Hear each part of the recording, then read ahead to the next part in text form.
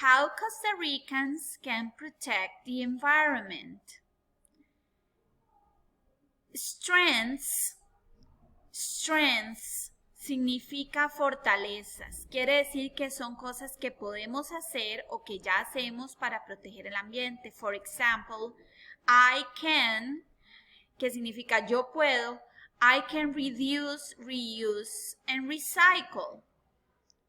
I can plant trees. I can walk and use bicycles instead of a car. I can save water. I can use clean power sources. I can avoid using plastic bags. I can classify garbage. Some important words are instead of, en lugar de, instead of a car, use a bicycle or walk. Clean power sources significa fuentes de energía limpia que obtenemos del sol o del viento.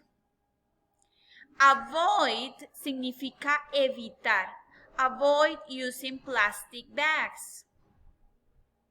En classify es clasificar. Now, weaknesses son debilidades o cosas que todavía tenemos que hacer para mejorar el ambiente. For example, we have to clean our rivers. We have to protect our oceans and sea animals. We have to stop using plastic bags.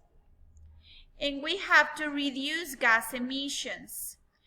Gas emissions son cualquier producción de gas que por lo tanto le hace daño al ambiente, como el que sale de los carros o de las fábricas.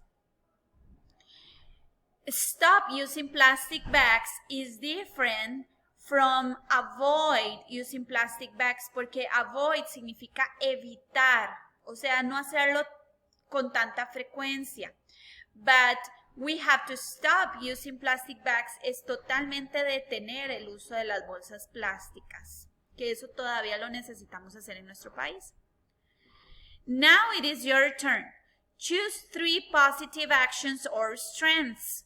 Choose 3 weaknesses or actions we have to carry out to protect our environment. Ok, ustedes tienen que escoger 3 de las strengths y 3 de weaknesses, las que ustedes quieran, y presentarlas.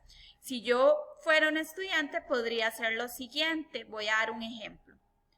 Hi teacher, this is my presentation. Well, I can save water. I can reduce, reuse, and recycle, and I can plant trees.